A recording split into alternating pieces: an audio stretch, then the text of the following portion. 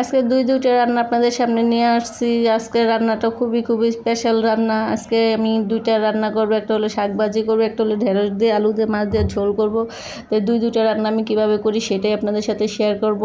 এটা হলো লটিবটি শাক। লটিবটি শাকেই শাকটা কে কোন নামে চিনেন, যদি শাক যখন বাঁচছি আমি তখন দেখাইতে পারতাম তাহলে অবশ্যই বুঝতে পারতাম, যেহেতু আমি কাজের অনেক প্রেশারে থাকি সেজন্য দেখাইতে পারি নাই। হ্যালো গাইস, কী অবস্থা? আশা করি সবাই ভালো আছেন, আমিও ভালো আছি।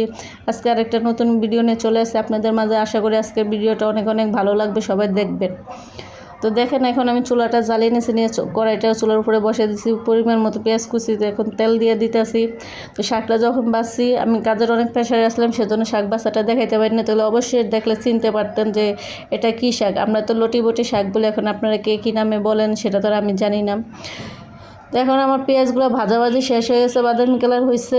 এখন আমি ওই মাছগুলো তেলের ভিতরে হালকা দিয়ে একটু ভেজে নেব, যেহেতু এটা সামুদ্রিক মাছ সেজন্য এটা ভাজবো না, এর জন্য হালকা কষে নিয়ে রান্না করবো। আমার তো শাক খেতে অনেক ভালো লাগে, কিন্তু আমার শাক বাছতে অনেক কষ্ট হয়। আমি যখন শাক বাছি তখন মনে করেন আমি ভিডিও করব কি, শাক বাছতে আমার দিন জাগে, সেজন্য আমি শাক বাছার সময় ভিডিও করি না। আসলে ভাই, যে মানুষ বলে ভিডিও করতে, আসলে অনেক কষ্ট, ঠিকই অনেক কষ্ট। ভিডিও করা, এডিট করা, আবার সংসারের কাজ করা, আবার সংসারের সব কিছুর দায়িত্ব পালন করা আসলেই অনেক কষ্টকর হয়ে পড়ে। দেন এখন আমার মাছগুলো কষানি শেষ হয়ে গেছে, এখন আমি মাছগুলো উঠে নেবো। আলতোভাবে উঠাইতেছে, যেহেতু পোয়া মাছ অনেক নরম হয়, ভেঙে যাওয়ার সম্ভাবনা থাকে, সেজন্য আমি মাছগুলো আলতোভাবে উঠিয়ে নিতেছি। তো এরকম কষানো মাছ খেতে ভালোই লাগে, যেহেতু সামুদ্রিক মাছ। তাছাড়া অন্যান্য মাছ কষানো ভালো লাগে না, আমি তো সব মাছ ভেজে খাই, কিন্তু সামুদ্রিক মাছ পোয়া মাছটা সেটা একটু আমি হালকা কষানো করে তারপরে খাই। দেখুন, এখন আমি ঢেঁড়সগুলো দিয়ে দিছি, দিয়ে পরিমাণ মতো কাঁচামরিচ দিয়ে দিছি, দিয়ে এখন ভালো করে তরকারিটা কষিয়ে নিব। যেহেতু আপনারা ভাবেন যে এত তাড়াতাড়ি কীভাবে রান্না করে, আসলে ভাই 2-3 মিনিটে 4-5 মিনিটের ভিডিওতে আপনারা কী বুঝবেন? আপনাদেরকে সব কিছু দেখানো তো সম্ভব হয় না, সেজন্য একটু করে দেখাই আপনাদেরকে। আপনারা ভাববেন যে আপু কীভাবে এত তাড়াতাড়ি কাজ করেন, আসলে তাড়াতাড়ি হয় না, এগুলো অনেক করতে অনেক সময় লাগে, যেহেতু রান্না করি, ভিডিও করি, এগুলো অনেক সময় হয়ে যায়, অনেক লাগে। দেখেন, আমার তরকারিটা ফাইনালি কষানো শেষ হয়ে গেছে। এখন আমি মাছগুলো দিয়ে দিতেছি, যাতে ভাঙে না, আস্তে আস্তে লাড়াচাড়া দিয়ে দিতেছি। আমার তো এই ঢেঁড়সের তরকারিটা অনেক পছন্দ, আমি ভাজি পছন্দ করি না, ঢেঁড়সের ঝোলটা অনেক পছন্দ করি, যেহেতু ভাত খেলে পিছলা হয়ে যায়, ভাতগুলো তাড়াতাড়ি গলা দিয়ে চলে যায়, পেটটা ক্লিয়ার থাকে, সেজন্য আমি ঢেঁড়সটা অনেক পছন্দ করি।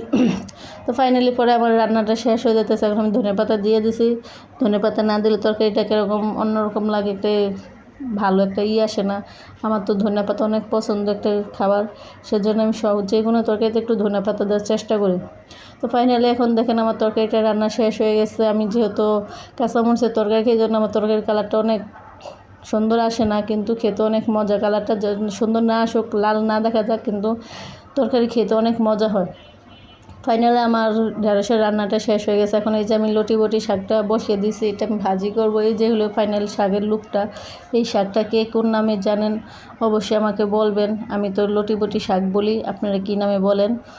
তো এখন আমি শাকগুলো বসিয়ে দিয়েছি, বসিয়ে দেওয়ার পরে পরিমাণ মতো কাঁচামরিচ দিয়ে দিচ্ছি, এখন লবণ দিয়ে দিচ্ছি, দিয়ে এখন একটু হালকা ঢেকে শাকটা একটু সিদ্ধ করবো। শাক যেহেতু বেশি ঢাকা যায় না, বেশি ঢাকলে শাকটা লালচে হয়ে যায়, জন্য হালকা ঢাকনা দিয়ে ঢাকনাটা উঠাইয়া শাকটা লাড়া দিতে, যাতে শাকের সবুজ কালারটা থেকে যায়, সবুজ কালারটা নষ্ট না হয়।